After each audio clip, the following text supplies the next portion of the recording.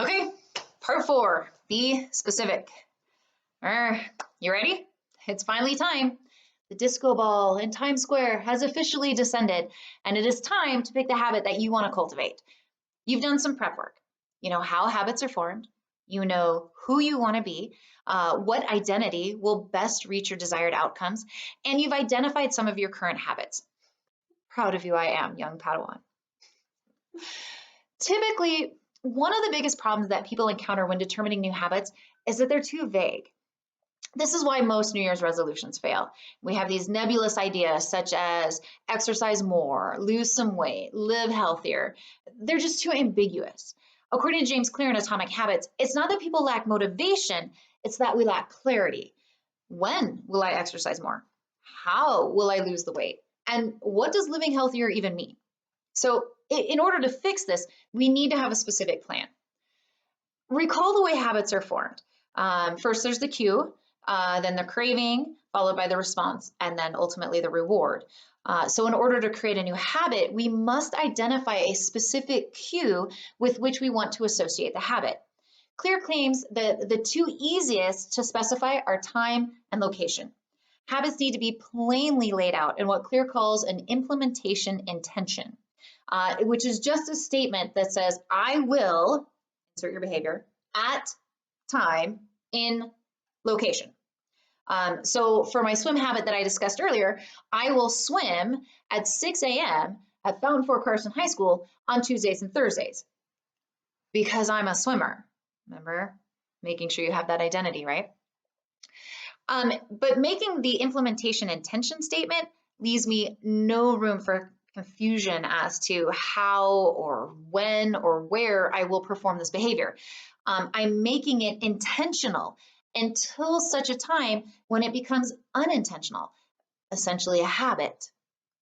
Another tactic to make the habit stick is to apply what Clear calls habit stacking.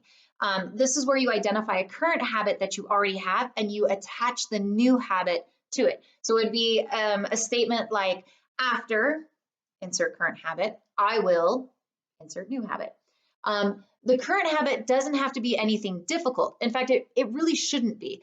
Continuing with my early morning exercise routine, the current habit is to lay out my exercise clothes the night before when I'm feeling super motivated, so that the next morning when I wake up super not motivated, all I have to do is put on my swimsuit or whatever exercise clothes it is that I laid out. That habit of putting on my swimsuit in turn leads to the next habit, which is getting in my car, which leads to the next habit, swimming at the high school, which leads to another habit, like eating healthier all day long because I worked out so hard that morning, and so on throughout the day. This compounding effect is habit stacking, all of which is small steps that are leading to that chosen identity. Clear argues that the most important part in this whole process is picking the right cue to start it all off. Make sure you pick the best place and time to schedule your new habit. If you have 1,000 things going on at a particular time, it's probably not where you want to put that habit. So here's your activity for today. Determine the habit that you want to cultivate and determine the cue that you want to associate it with. Write down your implementation intention. Remember, I will at this time. And then I want you to make sure you actually write it down, because writing it down is going to make it more concrete. I'm the queen of sticky notes. I put them everywhere. If you want to put it on a sticky note on your mirror, on your computer screen, on the wall behind your computer, wherever it is you want to put it. But writing it down is going to make it more concrete.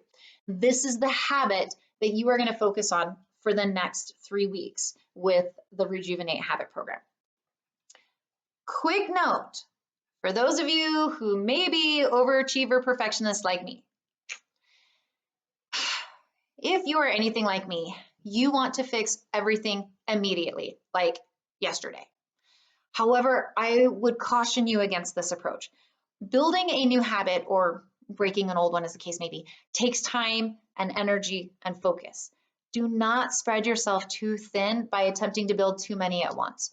Grand sweeping changes can often be overwhelming and lead to giving up on the whole process. But small, consistent change is much more effective and likely to succeed in building your new identity. I believe in you. You got this.